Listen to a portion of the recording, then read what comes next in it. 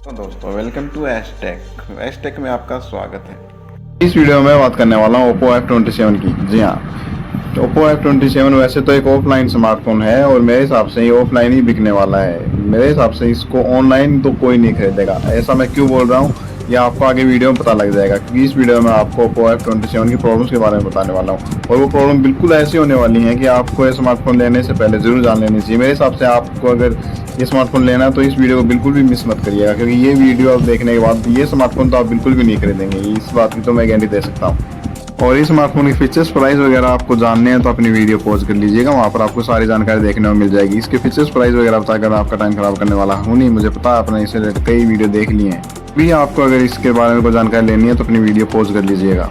तो देखिए, सबसे पहली प्रॉब्लम मुझे इस स्मार्टफोन में लगी है वो लगी इसकी प्राइसिंग। जी हाँ, ये 22,000 रुपये का स्मार्टफोन है और इसमें 22,000 रुपये के हिसाब से देखें तो इसमें कुछ भी देखने को नहीं मिलता आपको। शुरुआत करते हैं परफॉर्मेंस से। देखिए, इसमें आपको MediaTek Dimensity 6300 वाला प्रोसेसर देखने को मिलता है और ये प्रोसेसर मैं सही बताऊँ आपको 15,000 रुपये के आसपास की प्राइस रेंज में जस्टिफाई करता है। मेरे हिसाब से 20,000 रुपये की प्राइस रेंज में, ये तो 20 भी नहीं 22,000 रुपये का स्मार्टफोन है, इस प्राइस रेंज में ये प्रोसेसर बिल्कुल भी अच्छा नहीं है, बिल्कुल आप इग्नोर करें। इससे बढ़िया बड़ा प्रोसेसर आपको इससे कम प्राइस में देखने को मिल जाएंगे। मैं आपको आगे वीडियो के एंड में बताऊंगा कि आपको 20,000 रुपये के आसपास की प्राइस रेंज में कौन कौन से स्मार्टफोन ले सकते हैं इसकी बजाय।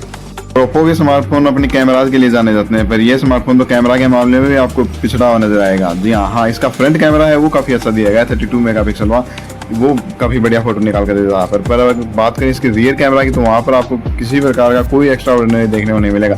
इससे बढ़िया बढ़िया फोटो इससे कम प्राइस के स्मार्टफोनों में देखने को मिल जाएंगी और साथ ही में इसमें आपको अल्ट्रा वाइड वाला सेंसर देखने को नहीं मिलता है। मेरे हिसाब से इस प्राइस रेंज में अल्ट्रा वाइड सेंसर निकालने का कोई तुक नहीं बनता। मेरे हिसाब से कैमरा के मामले में ये स्मार्टफोन आपको बिल्कुल निराश करने वाला है।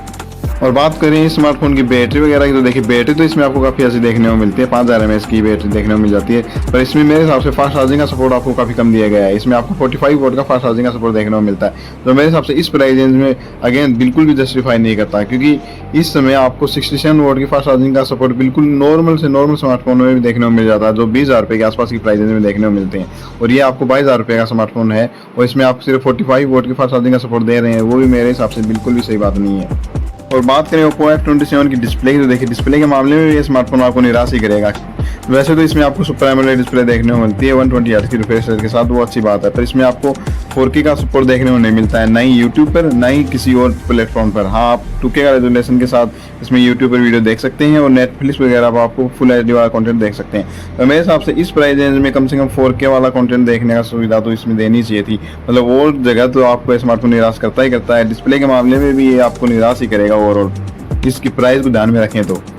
और आप बात करेंगे इसके सॉफ्टवेयर की तो देखिए, सॉफ्टवेयर के मामले में भी ये स्मार्टफोन आपको मतलब इस प्राइस रेंज के हिसाब से नज़र कमजोरी आएगा, क्योंकि इसमें एक तो आपको ColorOS 14 देखने को मिलता है, वो तो काफ़ी ठीक बात है, मतलब Android 14 के ऊपर बेस है, 2 साल का सिक्योरिटी अपडेट भी देखने को मिल जाता है। इसमें प्रॉब्लम ये है कि इसमें आपको बहुत सारे भर भर के ब्लोटवेयर देखने को मिलते हैं। मतलब आप 20-22,000 रुपये खर्च कर रहे हैं, आपको ना तो अच्छी परफॉर्मेंस देखने को मिलती है, ना अच्छा कैमरा देखने को मिल रहा है, ना बढ़िया फास्ट चार्जिंग का सपोर्ट देखने को मिल रहा है, ना ही आपको अच्छा सॉफ्टवेयर एक्सपीरियंस देखने को मिल रहा है। तो आप मेरे हिसाब से 22,000 रुपये क्यों देते हैं इस स्मार्टफोन का? मेरे हिसाब से आपके लिए इससे बढ़िया बढ़िया स्मार्टफोन फिलहाल मौजूद है। एक तो आप iQOO का J9S ले सकते हैं जो अभी लॉन्च हुआ है, या फिर आप Realme का Narzo 70 Pro ले सकते हैं, iQOO G9 ले सकते हैं, वो भी 20,000 रुपये के आसपास की प्राइस में आ जाएगा, या फिर Vivo का T3 ले लें।